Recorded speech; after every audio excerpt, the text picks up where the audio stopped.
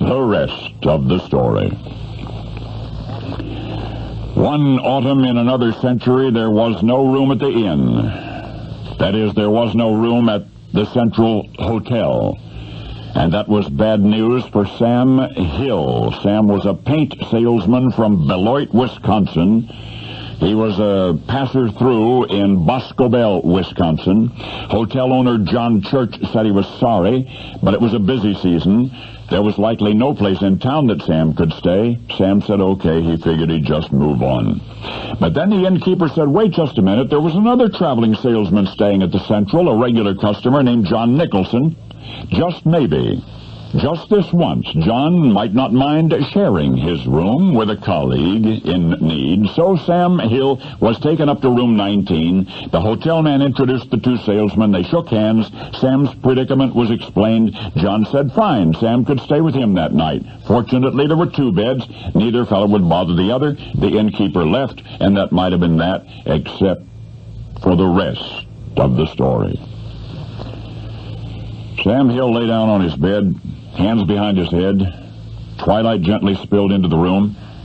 Sam looked over at John, who, not knowing he was observed, lifted something small and black from his suitcase. It was a Bible. Sam asked what was John selling. John answered paper products.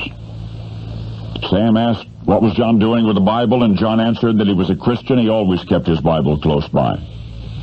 Sam said that was a coincidence because he was a Christian too. He had a Bible in his own suitcase. John said he was about to have his evening devotions. Would Sam care to join him? Sam said he would like that very much, so the two salesmen opened their Bibles. They read aloud to each other, then they prayed together, and afterward they both lay awake in their beds and talked.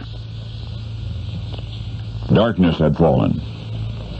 The street below their window was quiet now, except for the soft rippling of the Wisconsin River current and a long flume nearby. Their conversation lasted hours into the night. But before both had fallen asleep, an idea was born.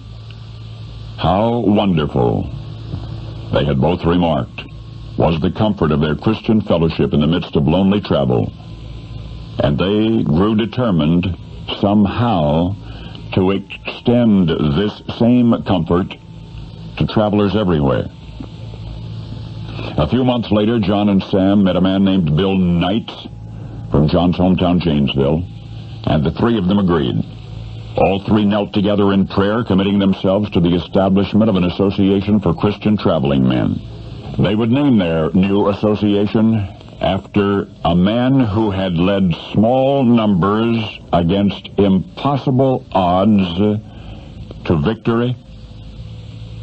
John Nicholson and Sam Hill and Bill Knight thus dedicated themselves 94 years ago.